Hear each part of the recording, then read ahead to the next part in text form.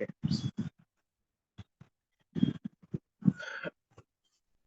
मैं एक छोटा सा क्वेश्चन दे रहा हूँ गीता, ट्राई करो उसको सॉल्व करने के लिए।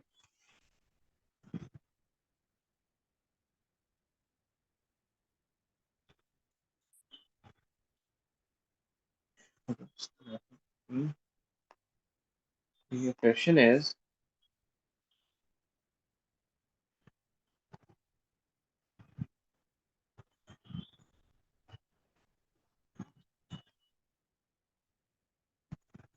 write a function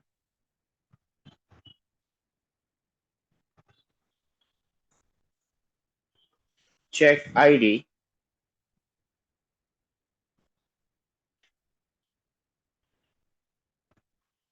which takes one parameter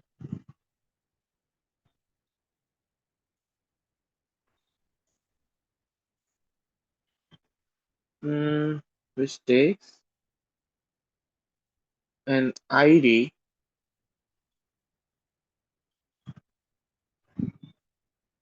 as a parameter of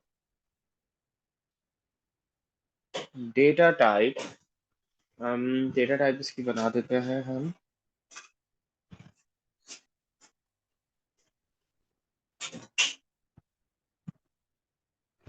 integer. The function checks that the id is in range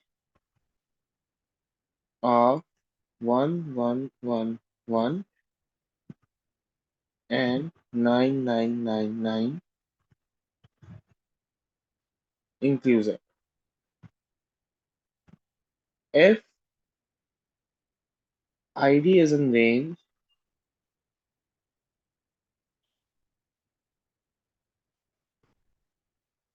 it will return true, or else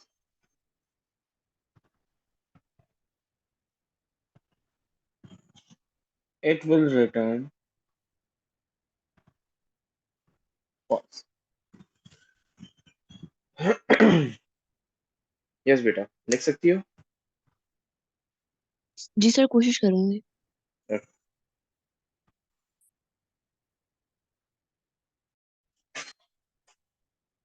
okay, now tell me कि start कैसे किया है?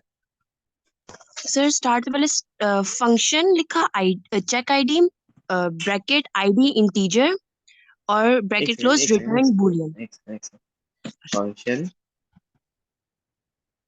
Check ID bracket ID integer colon integer ID colon integer, perfect, then bracket close returns boolean. Returns boot. Perfect है बनाया ना। Then further आगे क्या लिखा है बेटा?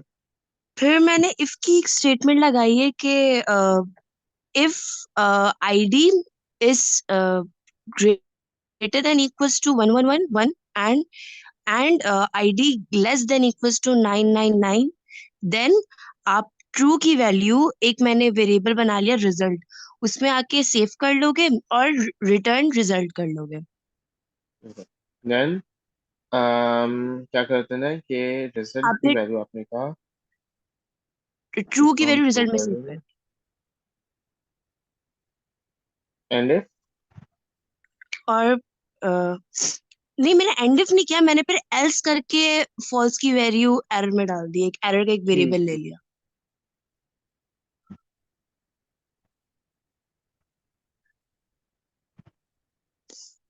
ये कर दिए। जी, फिर मैंने रिटर्न रिजल्ट कॉमा एरर, या पहले मैंने रिजल्ट के बाद रिटर्न रिजल्ट किया था, एरर वाले के बाद रिटर्न एरर किया मैंने।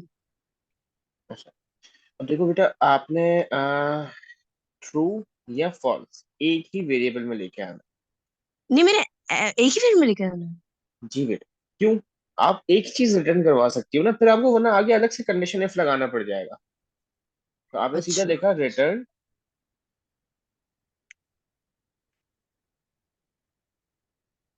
रिजल्ट और एंड फंक्शन। अच्छा यहाँ पे देखो, मैंने यहाँ पे आई कैपिटल ले लिया था आईडी का, और यहाँ स्मॉल है। तो इन छोटी छोटी चीजों को भी ख्याल रखा करो, इस आईडी को इस तरीके से कर दो। अब रिजल्ट को डिक्लेयर कहाँ पे करेंगे? फंक्शन के बाद। फंक्शन के पास हमारी डिक्लेरेशन होगी यहाँ पे, डिक्लेयर रिजल्ट, और उसकी डेटा टाइप क्या हो जाएगी हमारी? बूलियन।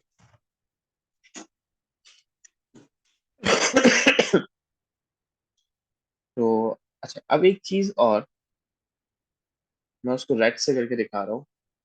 मुझे इस लाइन की जरूरत नहीं पड़ती। कब? इंस्टेड ऑफ राइटिंग दिस, यहाँ पे मैं अगर डायरेक्ट रिटर्न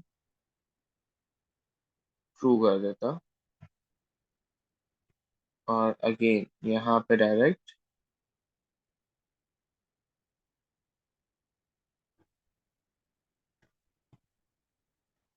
रिटर्न फॉल्स कर देता, मुझे इस लाइन की भी जरूरत नहीं पड़ती।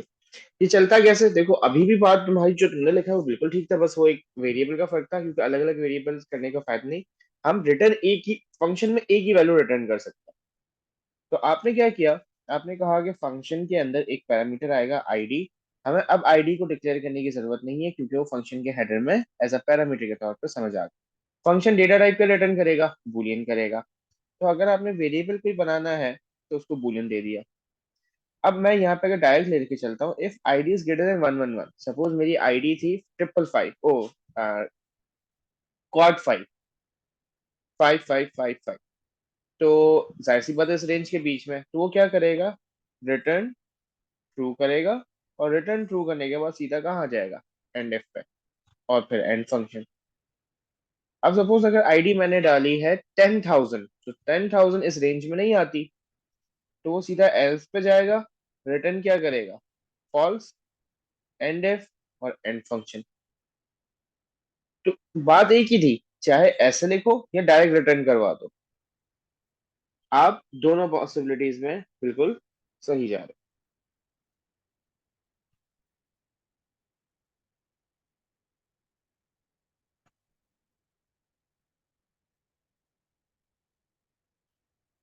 क्लियर है? जी sir.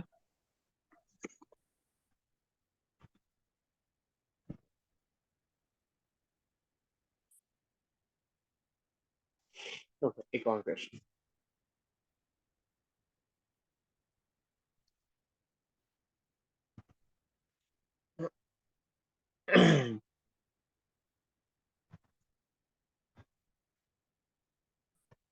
Right a function factorial which takes a number as a parameter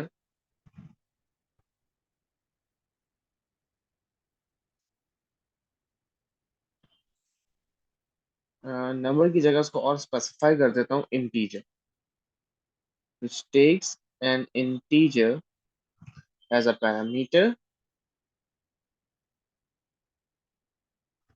and returns a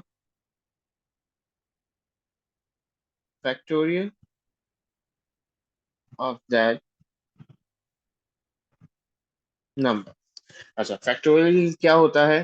factorial की एग्जांपल मैं आपको समझा देता हूँ। Example,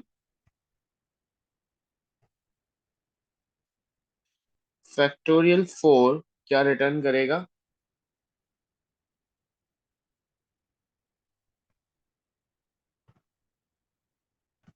will return 4 3 is 12, 12 2 is 24, will return 20। Factorial calculate कैसे किया जाता है, सब समझा रहा हूँ। अगर 4 का फैक्टोरियल दिखा जाए तो मतलब 4 फैक्टोरियल कैलकुलेट कैसे होता है, 4 मल्टीप्लाई बाय उससे -1 करेंगे, 3 मल्टीप्लाई बाय 2 मल्टीप्लाई बाय 1। सो बेटा 4 3 जा 12, 12 2 जा 24, तो ये आपको 24 रिटर्न करता है। क्या इसकी लॉजिक बना सकती है?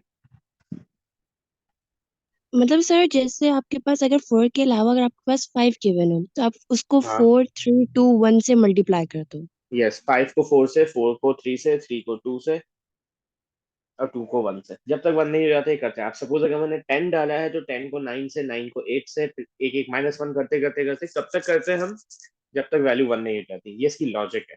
अब इस लॉजिक को इम्प्लीमेंट कैसे करोगे?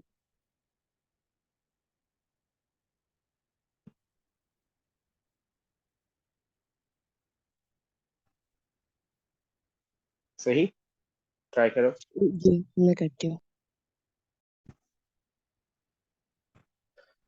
करना क्या था, फंक्शन हेडर पहले हम बना लेते हैं। फंक्शन हेडर कैसे बनेगा, आपने कहा फंक्शन फैक्टोरियल, उसमें हमारे पास नाम आ रहा है इंटीजर से, ये रिटर्न क्या करेगा, इंटीजर। इंटीजर ही रिटर्न करेगा। अब आगे क्या करना है, नम आपके पास आ गया तो मैंने एक वेरिएबल ले लिया एक्स, और उसमें नम को सेव करा दिया। सही। अब इसको करने के देखो बहुत सारे तरीके थे। मेरे फिलहाल दिमाग में जो एक आ रहा है, आपने कहा एक्स को नम कर दिया और लूप स्टार्ट कर दो फॉर से, पहले फॉर से करते हैं फिर रिपीट से करके भी देख लेते हैं। For count is equals to 1 to num. आगे क्या करेंगे हम,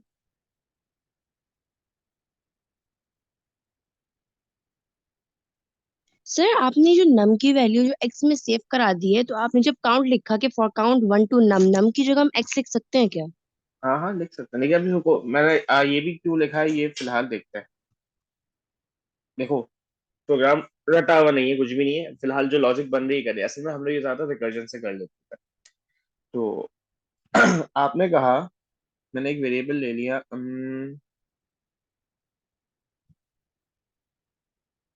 factorial is equals two factorial multiply by count, और फैक्टोरियल के शुरू में क्या कर दिया हमने, 1 कर दिया। इसे नेक्स्ट किया और उसको खत्म कर देते हैं। नहीं, वो लाइन हटा दी मैंने। अब यहाँ पे देखो हो क्या रहा है, रिटर्न रिटर्न पे अभी मैं नहीं आ रहा, पहले मैं चीजें समझा देता हूँ। फैक्ट की वैल्यू 1 हो गई, जैसे ही यहाँ पे आए काउंट क्या हो गया, 1। फैक्ट की वैल्यू क्या है अभी, 1 है। 1 मल्टीप्लाई बाय 1, 1। तो अभी भी क्या रही, 1 रही। जैसे ही नेक्स्ट पे आए, नेक्स्ट से ऊपर जाएंगे तो काउंट क्या हो जाएगा, 2। 2। अब जब यहाँ पे आए, करंटली फैक्ट की वैल्यू क्या है, 1 है। 1 है। 1 मल्टीप्लाई बाय 2, 2। 2 हो गया। अच्छा, एक गिवन दैट कि अभी नम मैंने 4 पास किया था, हम 4 एग्जाम्पल लेके चल रहे हैं, ठीक है। जैसे ही नेक्स्ट पे आया, नेक्स्ट सेकेंड ऊपर गया, काउंट की वैल्यू क्या हो जाएगी, 3। 3। यहाँ पर आए, फैक्ट की वैल्यू अब क्या हो चुकी थी, 2। 2 मल्टीप्लाई बाय 3, क्या हो जाएगा फैक्ट, 6। 6। अगेन जैसे ही यहाँ पे आए, यहाँ से ऊपर चले गए, तो आपके पास ये क्या हो जाएगा, 4। 4। अब जब अंदर आए, फैक्ट की वैल्यू 6 है, काउंट की वैल्यू 4 है, 6 4 सा 24। 24। जैसे ही नेक्स्ट हुआ, क्योंकि काउंट की वैल्यू 4 तक जानी चाहिए थी, चली गई। अगर मैं यहाँ पे 5 एंटर करता तो ये 24 टाइम्स 5 हो जाता, 24 टाइम्स 5। तो आपके पास अब आपने क्या करना है, नीचे जाके लिख दिया रिटर्न। किसको रिटर्न करवाएंगे अब हम? हम फैक्ट कर करवाएंगे। फैक्ट को रिटर्न करवा दो।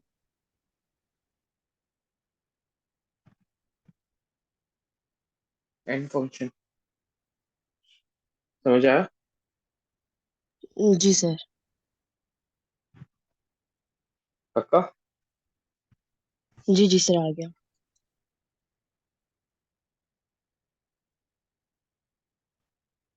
इस प्रोग्राम को अगर मैं रिपीट से करने का आपसे कहूँ तो बेटा मुझे रिपीट से करके दे सकती है? बेटा कुछ लिखा सेम प्रोग्राम को रिपीट से? जी सर लिखा, बट बस अंटिल का समझ नहीं आ रहा कि उधर क्या लिखूं। डिपेंड करता है कि किस तरीके से लेके चल रही हो उसको। सर मैंने तो पहले रिपीट लगाया, रिपीट में पहले मैंने काउंट रखा, काउंट की वैल्यू मैंने इनिशियलाइज कर दी 0। ठीक है। और फैक्ट हम्म। की वैल्यू 1 हो गई। ठीक है, फिर उसके बाद मैंने फैक्ट आया कि fact is equals to fact multiply by count. फिर अच्छा, फंक्शन के अंटिल का। हेडर को मैं फिलहाल नहीं छेड़ रहा। हम्म, ठीक है। जी। फंक्शन का हेडर यही रखता है। और आगे आप मुझे बताओ तुम क्या लिखती है। ओके। तो क्या लिखा है? सर मैंने लिखा रिपीट, फिर उसके बाद काउंट लगाया कि count is equals to count plus 1। और शुरू में काउंट को क्या कर दिया था बेटा? इनिशियलाइज कर दिया था 0। ओके। आगे? फिर उसके बाद मैंने एक लगाया कि फैक्ट और fact multiply by count, fact की वैल्यू पहले 1 कर दी थी।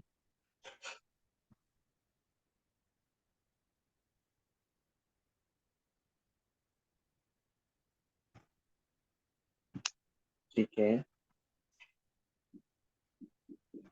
अभी आगे? तक तो सिर्फ यही किया, बस यही किया है। फिर अंटिल पे मैं आई थी, अंटिल का समझ नहीं आया।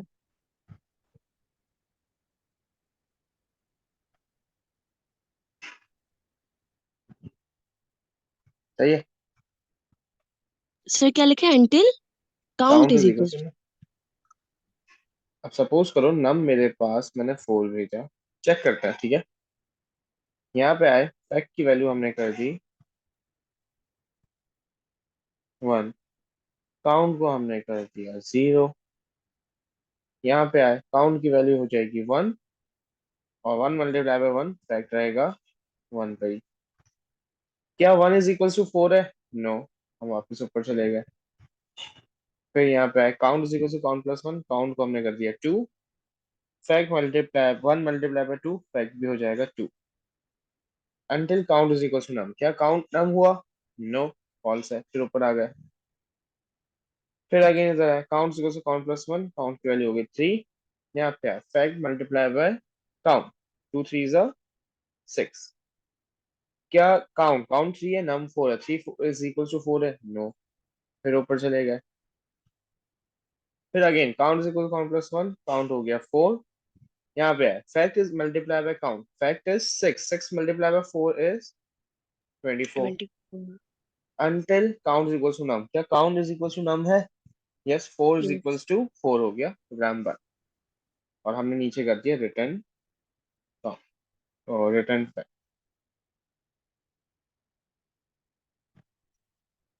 अच्छा तरीका था, कोई तुमने बिल्कुल फॉर वाले को इसको सेम ऐसे ही कर दिया।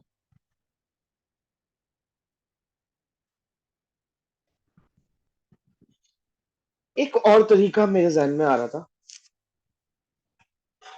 मैं वो उससे करके दिखा रहा हूँ। मैंने क्या किया। अच्छा आपने वो हेडर वगैरह, फंक्शन हेडर में लिखता हूँ सर।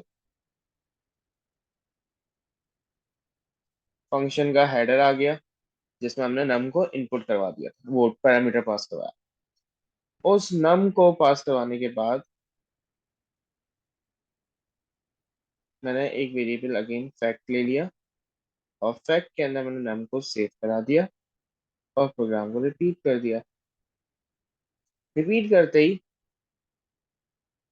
मैंने क्या किया, num is equals to num -1 कर दिया और फैक्ट के अंदर मल्टीप्लाई बाय num कर दिया। अंटिल कब तक? जब तक num इक्वल्स टू 1 नहीं हो जाता, और फिर आपने रिटर्न कर दिया।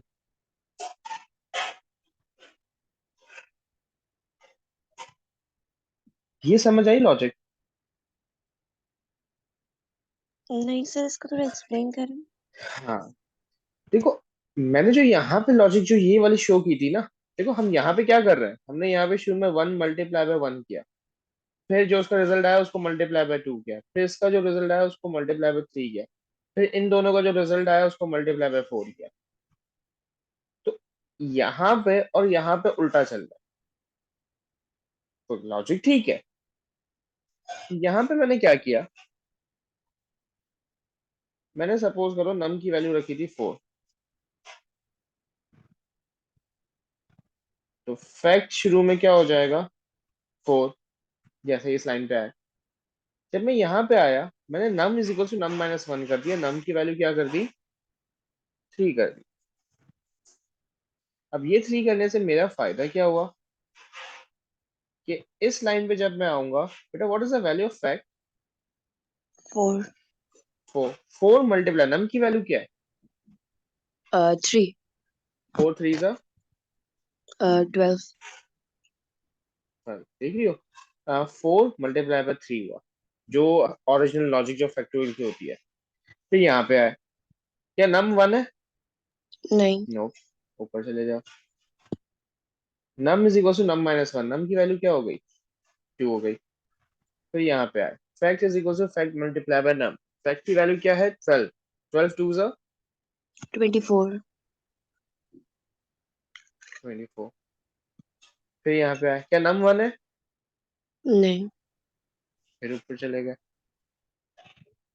नम is equal to num -1, num की वैल्यू हो गई 1, फैक्ट की वैल्यू है 24, 24 मल्टीप्लाई बाय 1 इज अगेन 24। 24। यहाँ पे आए, क्या नम 1 हो गया, हाँ। Yes, return fact. Yes. देखिए ये इस वाले रिपीट या इस वाले फॉर से कम चला, एफिशिएंट हो गया। हाँ, अगर मैं यहाँ पे instead of num is equal to 2 लिख देता, तो ये क्या करता, और अच्छा चल जाता। हाँ, इस प्रोग्राम में एक छोटा सा मसला है, वो छोटा सा मसला ये है कि आपके अगर उसने वैल्यू हेडर के अंदर नम की वैल्यू 1 भेज दी, बेटा नम का फैक्टोरियल क्या होगा, ओ 1 का फैक्टोरियल 1 होगा। 1 ही होता है। वैसे आई गेस 1 का फैक्टोरियल 0 पे चले जाता है। 1 मल्टीप्लाई बाय 0 हो जाता है। एक सेकंड, 1 का फैक्टोरियल 1 ही होता है, ठीक है। तो आपके पास factorial of 1 is 1, factorial of 1 is 1। तो अगर मेरे पास यूजर ने, तो आपने यहाँ पे लूप उस वक्त नहीं चलाना, सीधा आपने क्या लिखा, इफ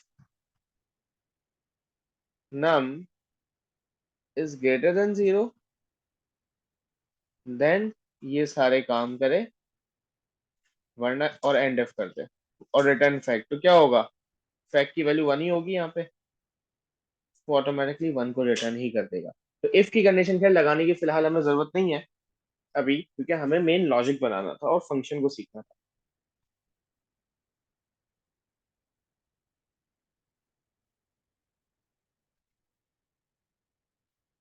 ये चीजें क्लियर है बेटा सारी अब? जी सर।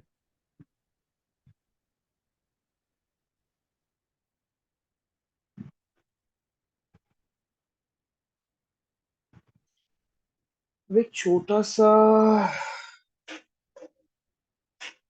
सब स्ट्रिंग वगैरह वाली चीजें याद है?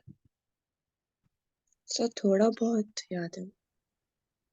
चलो तो बस रहने दो, इतना ही काफी है आज के लिए। अब अच्छा, नेक्स्ट क्लास से हम फाइलिंग को स्टार्ट करेंगे, क्योंकि फंक्शंस का मुझे बस ये कॉन्सेप्ट क्लियर करवाना था। आज की क्लास को यहीं पे रोकते हैं।